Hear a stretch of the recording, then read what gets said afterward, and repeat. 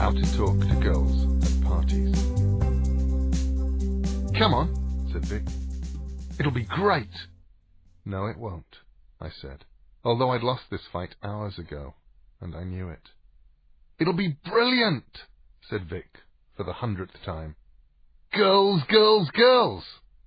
He grinned with white teeth. We both attended an all-boys school in South London. While it would be a lie to say that we had no experience with girls, Vic seemed to have had many girlfriends while I had kissed 3 of my sister's friends. It would, I think, be perfectly true to say that we both chiefly spoke to, interacted with, and only truly understood other boys. Well, I did, anyway. It's hard to speak for someone else, and I've not seen Vic for 30 years.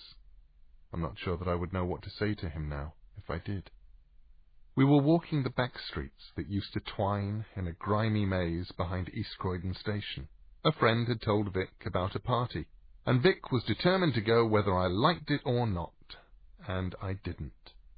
But my parents were away that week at a conference, and I was Vic's guest at his house, so I was trailing along beside him. It'll be the same as it always is, I said.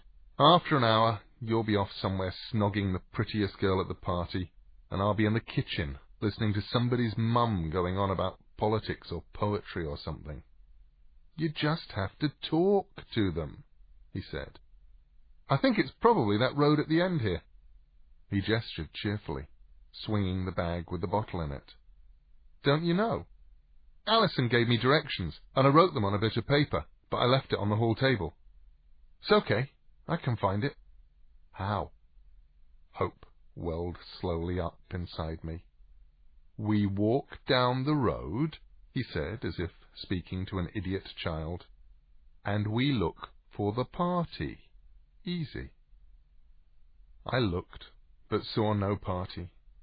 Just narrow houses with rusting cars or bikes in their concreted front gardens, and the dusty glass fronts of newsagents, which smelled of alien spices and sold everything from birthday cards and second-hand comics to the kind of magazines that were so pornographic that they were sold already sealed in plastic bags.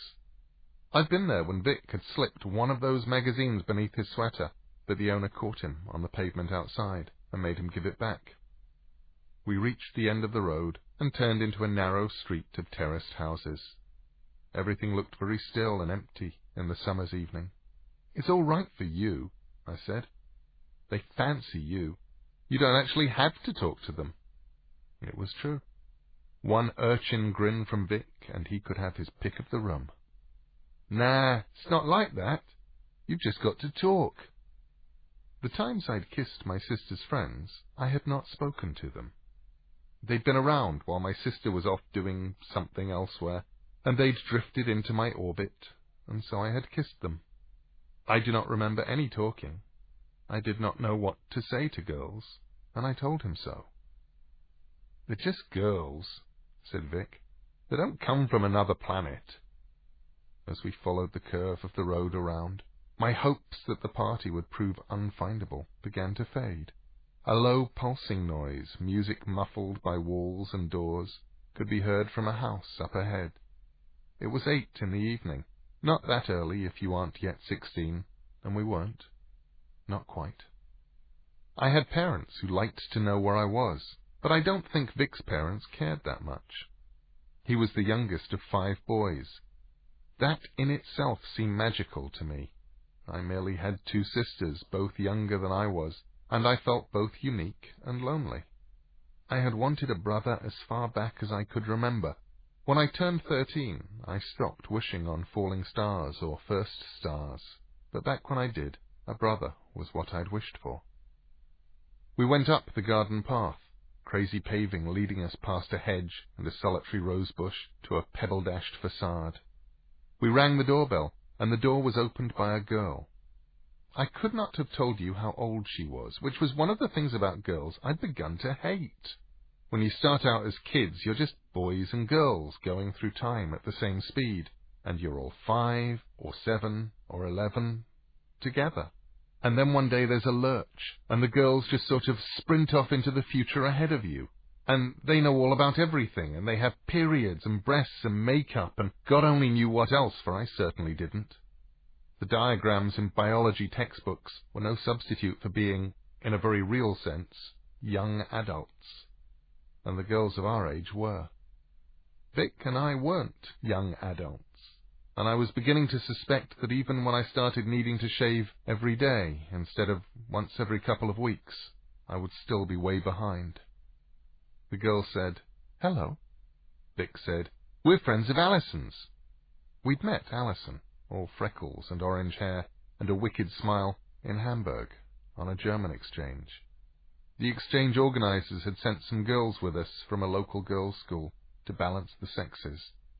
The girls, our age, more or less, were raucous and funny, and had more or less adult boyfriends with cars and jobs and motorbikes, and, in the case of one girl with crooked teeth and a raccoon coat who spoke to me about it sadly at the end of a party in Hamburg, in, of course, the kitchen, a wife and kids. "She isn't here," said the girl at the door. "No Alison." "Not to worry," said Vic, with an easy grin. "I'm Vic, this is Anne." A beat, and then the girl smiled back at him. Vic had a bottle of white wine in a plastic bag, removed from his parents' kitchen cabinet. "Where should I put this, then?" She stood out of the way, letting us enter. "There's a kitchen in the back," she said. "Put it on the table there, with the other bottles." She had golden, wavy hair, and she was very beautiful. The hall was dim in the twilight, but I could see that she was beautiful. "What's your name, then?" said Vic. She told him it was Stella, and he grinned his crooked white grin and told her that that had to be the prettiest name he had ever heard. Smooth bastard. And what was worse was that he said it like he meant it. Vic headed back to drop off the wine in the kitchen, and I looked into the front room where the music was coming from. There were people dancing in there. Stella walked in, and she started to dance, swaying to the music all alone, and I watched her. This was during the early days of punk. On our own record players, we would play the Adverts, and the Jam, the Stranglers, and the Clash, and the Sex Pistols. At other people's parties, you'd hear ELO, or 10cc, or even Roxy Music. Maybe some Bowie, if you were lucky. During the German exchange, the only LP that we had all been able to agree on was Neil Young's Harvest, and his song Heart of Gold had threaded through the trip like a refrain. I crossed the ocean for a heart of gold. The music playing in that front room wasn't anything I recognized. It sounded a bit like a German electronic pop group called Kraftwerk, and a bit like an LP I'd been given for my last birthday, of strange sounds made by the BBC Radiophonic Workshop. The music had a beat, though, and the half-dozen girls in that room were moving gently to it, although I only looked at Stella. She shone. Vic pushed past me into the room. He was holding a can of lager. "There's booze back in the kitchen," he told me. He wandered over to Stella, and he began to talk to her. I couldn't hear what they were saying over the music, but I knew that there was no room for me in that conversation. I didn't like beer. Not back then. I went off to see if there was something I wanted to drink. On the kitchen table stood a large bottle of Coca-Cola, and I poured myself a plastic tumbler full, and I didn't dare say anything to the pair of girls who were talking in the underlit kitchen. They were animated and utterly lovely. Each of them had very black skin and glossy hair and movie star clothes, and their accents were foreign, and each of them was out of my league. I wondered, Coke in hand.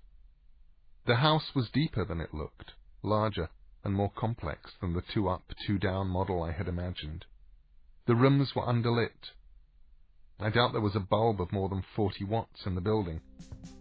And each room I went into was inhabited, in my memory, inhabited only by girls. I did not go upstairs.